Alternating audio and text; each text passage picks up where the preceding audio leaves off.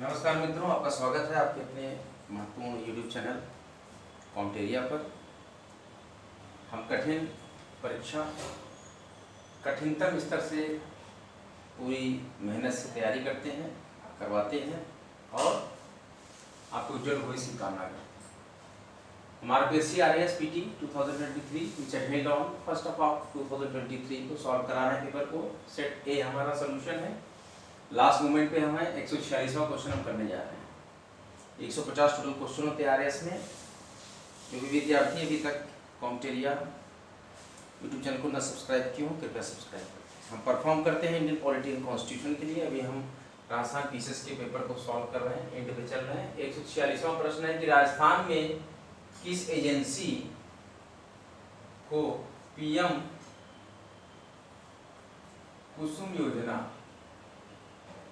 Agency लेती है, जैसे परीक्षा आपकी टीसीएस कराती है उस तरह कुछ एजेंसियां योजनाओं पर काम करती है। कंपोनेंट ए की योजना के क्रियान्वयन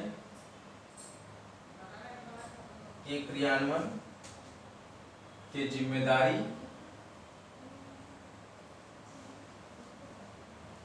दी गई है। देखिए,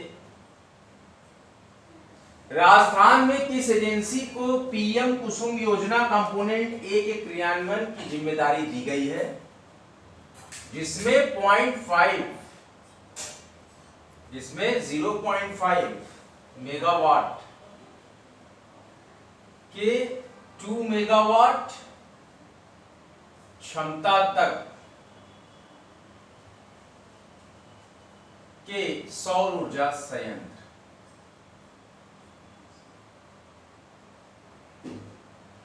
स्थापित किए जाए।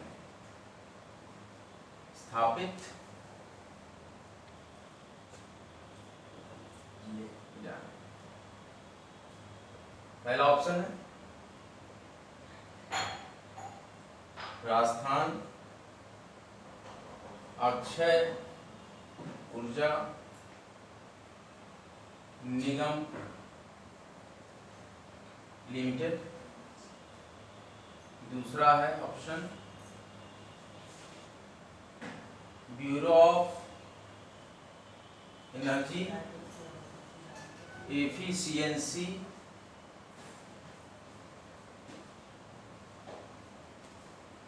तीसरा ऑप्शन है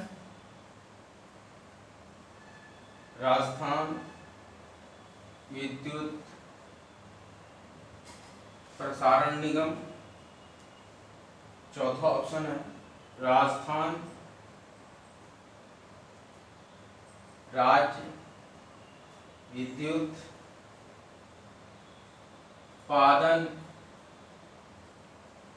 निगम लिमिटेड। और पांचवा ऑप्शन है राजस्थान में किस एजेंसी को PM कुसुम योजना कंपोनेंट ए के क्रियान्वयन की जिम्मेदारी दी गई है, जिसमें 0.5 मेगावाट के 2 मेगावाट क्षमता तक के सौर ऊर्जा संयंत्र स्थापित किए जा रहे हैं। क्या राजस्थान अक्षय ऊर्जा निगम लिमिटेड को दिया गया है, या ब्यूरो ऑफ एनर्जी एफिशिएंसी को दिया गया है, या राजस्थान विद्युत प्रसारण निगम को दिया गया है जिम्मेदारी, या राजस्थान राज्य विद्युत उत्पादन निगम लिमिटेड को इसकी जिम्मेदारी दी गई है। आपको सही आंसर बताना है। देखिए, सही आंसर है क्वेश्चन नंबर 146 का 1 कि राजस्थान अक्षय ऊर्जा निगम लिमिटेड को एजेंसी को PM कुसुम योजना कंपोनेंट ए के क्रियान्वयन की जिम्मेदारी दी गई है, जिसमें 0.5 मेगावाट के 2 मेगावाट क्षमता तक के सौर ऊर्जा संयंत्र स्थापित किए जाएंगे। Now question number 147. We have total number of questions 150 in our BSc RAS PT examination 2023. Question is as Rajasthan में ऊर्जा संरक्षण दिवस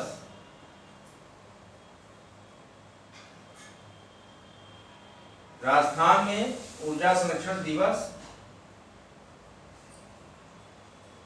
कब मनाया जाता है? राजस्थान में ऊर्जा संरक्षण दिवस कब मनाया जाता है? क्वेश्चन नंबर 147 ऑप्शन है 5 जून, दूसरा ऑप्शन है 14 दिसंबर, तीसरा ऑप्शन है 21 ऑफ मार्च, फोर्थ ऑप्शन है 22 ऑफ अप्रैल, फिफ्थ ऑप्शन है अनुत्तरित प्रश्न। राजस्थान में ऊर्जा संरक्षण दिवस कब मनाया जाता है? क्या 5 जून को मनाया जाता है? क्या 14 दिसंबर को मनाया जाता है? क्या 21 मार्च को मनाया जाता है? क्या 22 अप्रैल को मनाया जाता है? या अनुत्तरित प्रश्न इसका आंसर। देखिए, राजस्थान में ऊर्जा संरक्षण दिवस 14 दिसंबर को मनाया जाता है। राजस्थान में ऊर्जा संरक्षण दिवस 14 दिसंबर को मनाया जाता है। क्वेश्चन नंबर 148,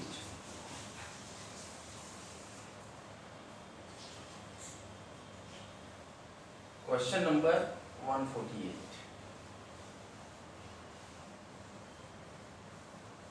कॉम्टेरिया को भारी मात्रा में आप सब्सक्राइब करते रहिए, वीडियोस को लाइक कीजिए। आप लाइक नहीं करते हैं वीडियो को, काफ़ी मेहनत मैं करता हूँ वीडियो बनाने में, सपोर्ट आप लोग को देना चाहिए। फ्री एजुकेशन में दे रहा हूँ, एक मनोबल मेरा भी बढ़ेगा, एक पैशन जो हमारा है वो स्ट्रांग होगा इसके प्रति।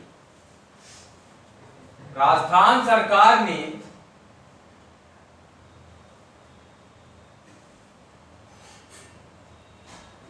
राजस्थान सरकार ने राजस्थान राजकोषीय उत्तरदायित्व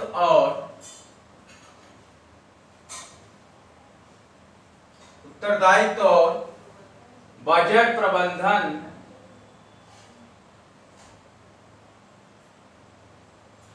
एक्ट किस वर्ष में अधिनियमित किया? राजस्थान सरकार ने राजस्थान राजकोषीय उत्तरदायित्व और बजट प्रबंधन अधिनियम किस वर्ष में अधिनियमित किया? पहला ऑप्शन है 2005, सेकंड ऑप्शन हमारे पास है 2008, थर्ड ऑप्शन हमारे पास है 2001, फोर्थ ऑप्शन हमारे पास है 2003 और फिफ्थ ऑप्शन हमारे पास है, जैसे कि आप जानते हैं इस बार से आरपीएससी में उत्तरित प्रश्न ऑप्शन आया है। राजस्थान सरकार ने राजस्थान राजकोषीय उत्तरदायित्व और बजट प्रबंधन अधिनियम किस वर्ष में अधिनियमित किया? क्या 2005 में किया? क्या 2008 में किया? क्या 2001 में किया? या 2003 में किया? या इस प्रश्न का उत्तरित प्रश्न आंसर होगा। क्वेश्चन नंबर 148, ऑप्शन नंबर 1 कि सन 2005 में राजस्थान सरकार ने राजकोषीय उत्तरदायित्व बजट प्रबंधन अधिनियम अधिनियमित किया। नाउ क्वेश्चन नंबर 149, गत वर्ष की तुलना में हम 2023 का पेपर सॉल्व करा रहे हैं, पीसीएस का राजस्थान के वर्ष 2022-23 में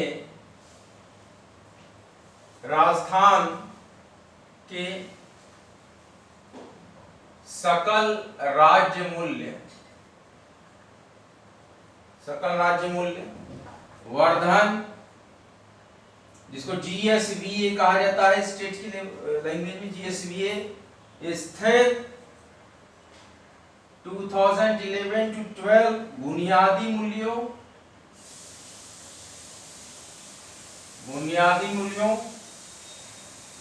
पर स्थिर बुनियादी मूल्यों पर स्थिर 2011-12 के बुनियादी मूल्यों पर क्या है कि गत वर्ष की तुलना में वर्ष 2022-23 में राजस्थान के सकल राज्य मूल्य वर्धन जीएसवीए, क्योंकि स्थिर 2011-12 बुनियादी मूल्यों पर होता है, तो में स्थिर सकल राज्य मूल्य वर्धन जीएसवीए में किस क्षेत्र के, सेक्टर बताना है, किस सेक्टर के, किस क्षेत्र में, किस क्षेत्र के योगदान में योगदान में सर्वाधिक वृद्धि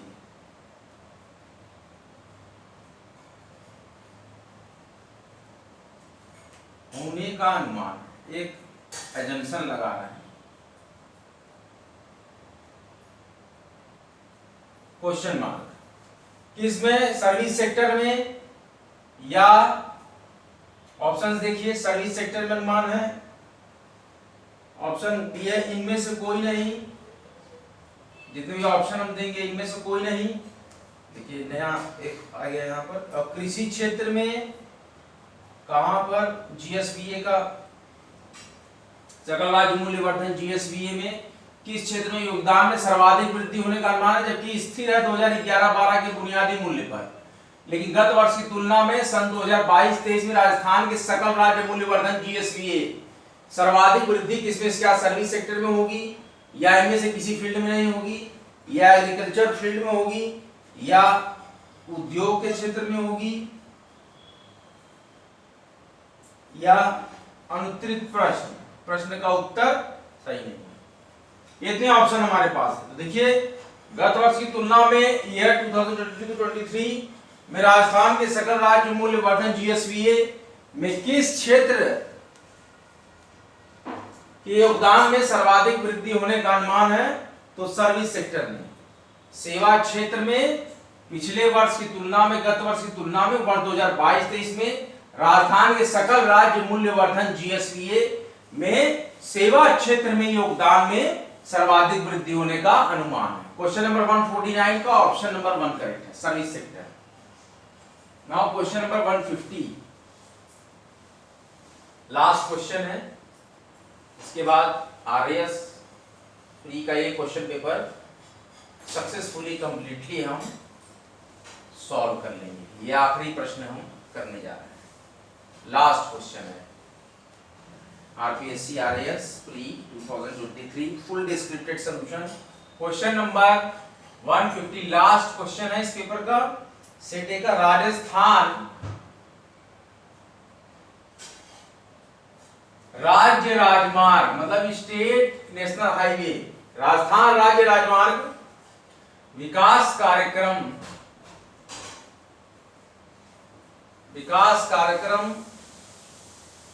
सेकंड परियोजना, विकास कार्यक्रम सेकंड परियोजना के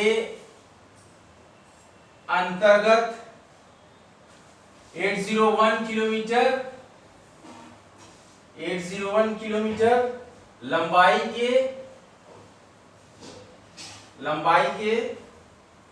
11 राजमार्गों का उन्नयन किस एजेंसी द्वारा, अब एजेंसी का नाम आपको बताना है, किस एजेंसी द्वारा वित्त पोषित है, मतलब फंडिंग कहां से आती है, वित्त पोषित का मतलब होता है उसकी फंडिंग कहां से आती है। राजस्थान राज्य राजमार्ग विकास कार्यक्रम सेकंड परियोजना के अंतर्गत 801 किलोमीटर लेंथ के 11 राजमार्गों का उन्नयन किस एजेंसी द्वारा वित्त पोषित है। पहली एजेंसी का नाम दिया जा रहा है आपको, इनमें से कोई एक एजेंसी का, भारतीय राष्ट्रीय राजमार्ग प्राधिकरण, और दूसरा है चिल्ला रही हो,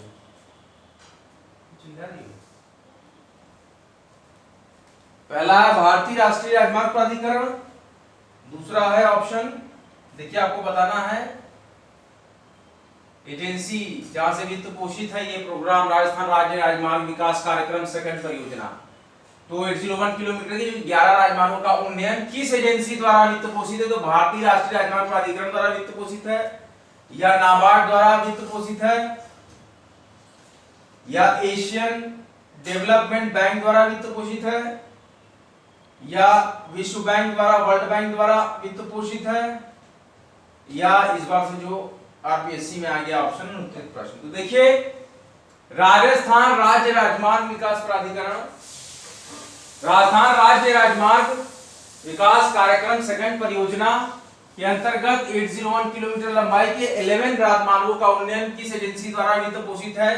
तो ये विश्व बैंक द्वारा वित्त पोषित है। राजस्थान राज्य राजमार्ग विकास कार्यक्रम सेकंड परियोजना के अंतर्गत जितने भी लंबाई के जितने राजमार्ग का उन्नयन किया गया है वो उस एजेंसी है विश्व बैंक के द्वारा वित्त पोषित है। तो क्वेश्चन नंबर 150 का ऑप्शन नंबर 4 विश्व बैंक द्वारा ये योजना वित्त पोषित है। इस तरीके से हमने सफलतापूर्वक Rajasthan public service commission, Rajasthan administrative services preliminary examination 2023 which had held on 1st of October 2023 के फुल डिस्क्राइब सॉल्यूशन को पूरी तरीके से हमने डिस्क्रिप्टिव फॉर्मेट में एक एक ऑप्शन एक एक क्वेश्चन को यहाँ पर लिखते हुए पूरी तरह से फाइनली यहाँ पर सॉल्व किया है और हमने पूरे क्वेश्चन पेपर को पूरी के सॉल्व कर लिया है।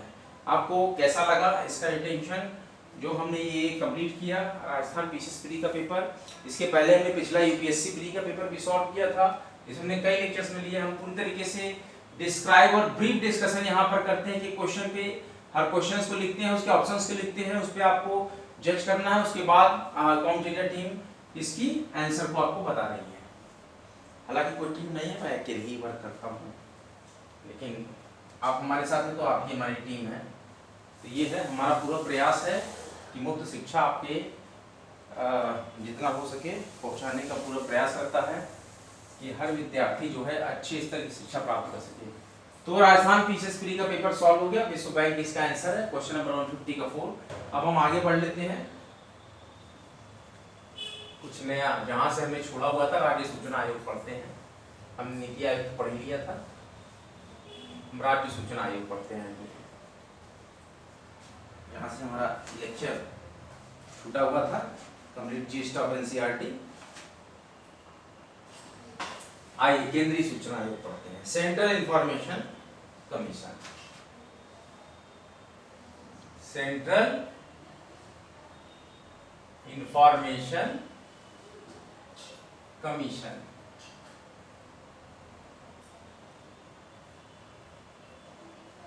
सेंट्रल इंफॉर्मेशन कमीशन ये हमारा आई पॉलिटी कॉन्स्टिट्यूशन का कंटिन्यू लेक्चर है।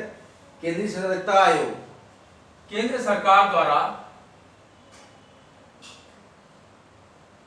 हम पूरा जीस्ट और क्रक्स कंप्लीट कर रहे हैं एनसीईआरटी का, जिसमें कि हम यहाँ पे ड्रॉप किए थे नीति आयोग पे। एक लेक्चर मैंने राजस्थान पीसीएस पेपर के बीच में लिया था, तो पूरा हमने पेपर कंप्लीट करा लिया। अब हम कंटिन्यू कर दिए अपने केंद्रीय सतर्कता आयोग के टॉपिक को। हम पूरा जीस्ट ऑफ एनसीईआरटी को कंप्लीट कराएंगे। अभी हमारे पास 10% मैटर बचा हुआ है जीस्ट ऑफ एनसीईआरटी का, 15%, 85% तक हमने सॉल्व करा लिया है इसको पूरा और इसको आत्मसात कर लिया है। अगर आप नहीं इसको पढ़ पाए हैं तो पिछले लेक्चर्स को देख लीजिए, हमारे कई लेक्चर्स हैं, 1000 के लगभग लेक्चर होंगे मुझे लगता है इस लगभग विषय पर आई पॉलिटी पे, जो भी पहुंच रहे होंगे 1000 के लगभग लेक्चर। तो आप लोग देखिएगा, हर लेक्चर्स को आप देखिए, सीरियल वाइज है, हेडिंग वाइज है। तो सतर्कता आयोग क्या कहता है? केंद्र सरकार द्वारा भ्रष्टाचार को रोकने के लिए भ्रष्टाचार को रोकने के लिए, मौसम का देखिए परिवर्तन है, हल्की ठंडी स्टार्ट हुई है, आप लोग भी बच के रहिए, सर्दी जुकाम शरीर में दर्द चल रहा है, मच्छरों से बचिए। केंद्र सरकार द्वारा भ्रष्टाचार को रोकने के लिए बनाई गई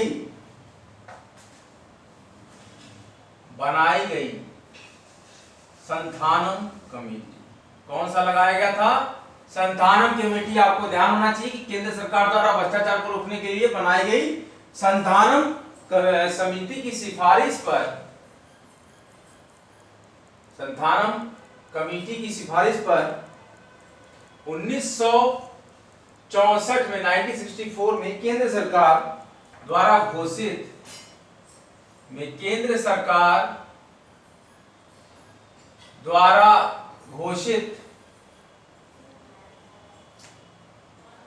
सरकार द्वारा संबंधित रिलेवेंट की भ्रष्टाचार कैसे हो रहा है, क्या हो रहा है, संबंधित प्रस्ताव पारित कर, एक प्रस्ताव पारित किया गया, संबंधित प्रस्ताव पारित कर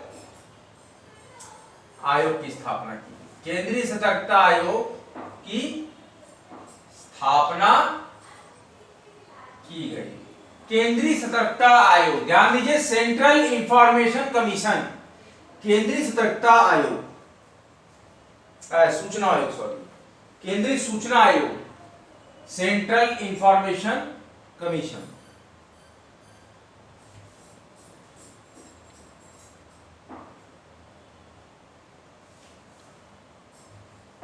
सेंट्रल विजिलेंस कमीशन हम यहां पर, खैर कोई बात नहीं, सेंट्रल विजिलेंस कमीशन पढ़ लेते हैं। विजिलेंस भ्रष्टाचार को रोकता है, इंफॉर्मेशन तो आपका राइट टू एजुकेशन है, ध्यान दीजिए, ये विजिलेंस होगा, हम पढ़ रहे थे विजिलेंस लेकिन लिखे हुए थे इंफॉर्मेशन। सेंट्रल विजिलेंस कमीशन, ठीक है, केंद्रीय भ्रष्टाचार सतर्कता आयोग, सतर्क मतलब वही भ्रष्टाचार रोकना।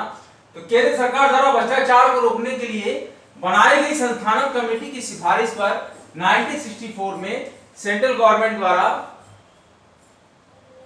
संबंधित प्रस्ताव पारित करके आयोग की स्थापना की गई, केंद्रीय सतर्कता आयोग की। और केंद्रीय सतर्कता आयोग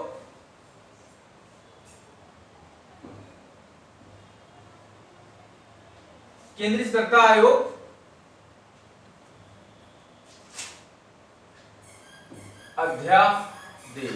अध्यादेश लगाया गया। कौन सा अध्यादेश? 1964 में सिफारिश की गई और सेंट्रल गवर्नमेंट को संबंधित प्रस्ताव पारित किए करके आयोग की स्थापना की गई। उसके बाद 1998 के द्वारा सुप्रीम कोर्ट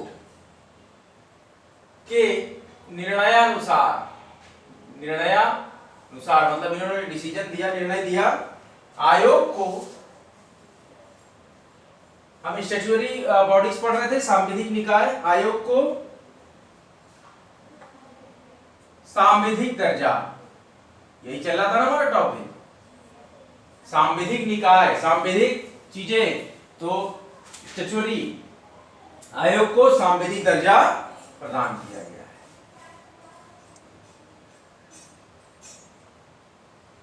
ओके, केंद्र सरकार द्वारा भ्रष्टाचार को रोकने के लिए बनाई गई संस्थानक कमेटी की सिफारिश पर 1964 में केंद्र सरकार द्वारा संबंधित प्रस्ताव पारित करके आयोग की, केंद्रीय सतर्कता आयोग की स्थापना की गई। केंद्रीय सतर्कता आयोग अध्यादेश 1998 के द्वारा सुप्रीम कोर्ट के निर्णयानुसार आयोग को सांविधिक दर्जा प्रदान किया गया है, स्टैट्यूटरी।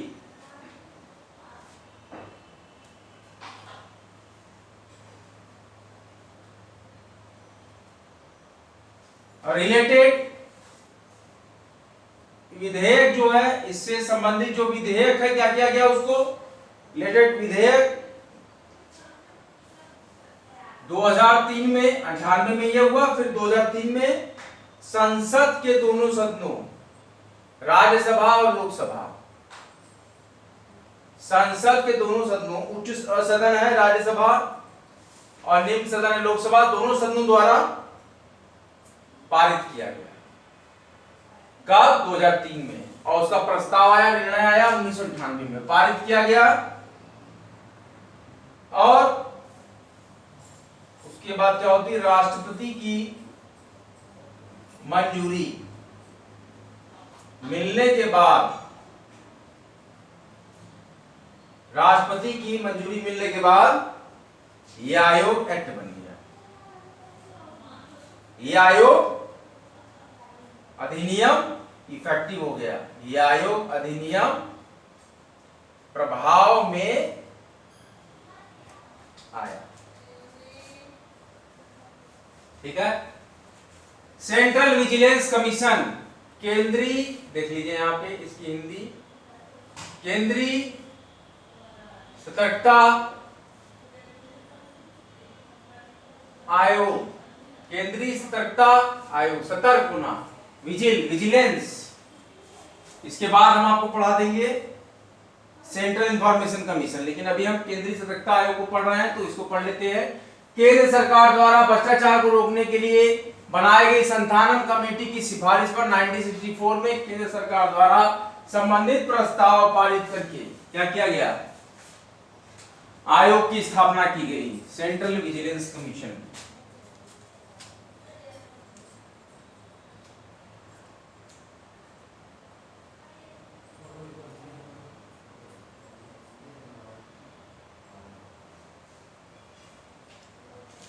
केंद्रीय सतर्कता आयोग,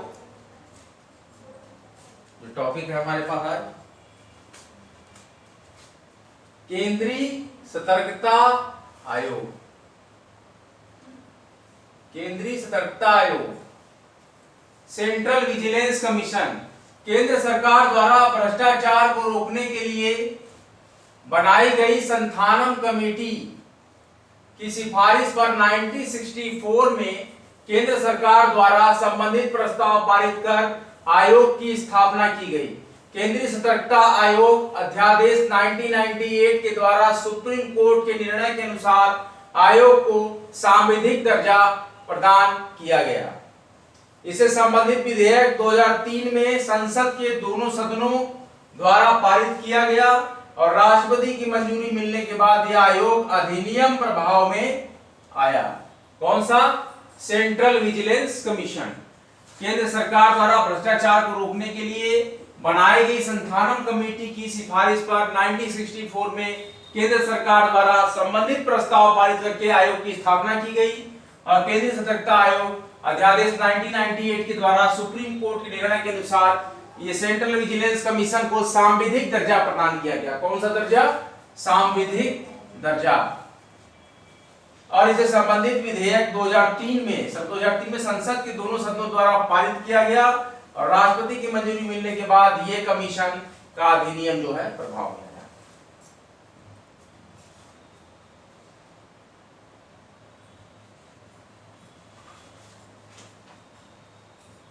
आज का लेक्चर यहीं तक। आप सभी लोग को बेस्ट ऑफ लक। किसके लिए? UP SSC pet exam 2023 which had held on 28th and 29th of August in both sittings.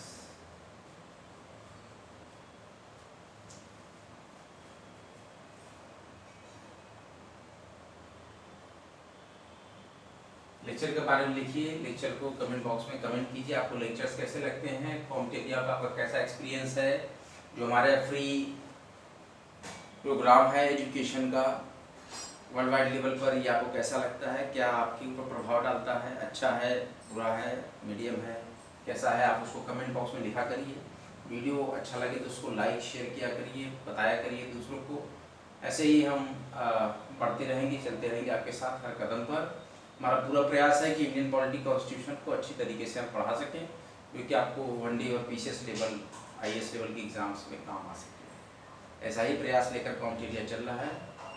आगे आप लोग जैसा मेहनत करेंगे वैसी सफलता मिलेगी। मैं तो निरंतर प्रयास कर रहा जाऊँगा। और लेक्चर की संख्या कितनी भी हो जाए, मुफ्त शिक्षा बांटने का संकल्प जो मैंने लिया है, जब तक मैं कर सकूँगा मुफ्त शिक्षा प्रदान करूँगा। इन्हीं शब्दों के साथ आज का लेक्चर सेशन हम समाप्त करते हैं। कॉम्पिटिटिव को सब्सक्राइब करते रहें और हमारा महत्वपूर्ण टैगलाइन है स्टडी सिलेक्शन तक, पूरे सिलेक्शन तक आपके साथ बंधा रहेगा, जुड़ा रहेगा कॉम्पिटिटिव। जय हिंद, जय भारत। कठिन प्रयास करें, कठिन स्टडी करें, सफलता निश्चित है।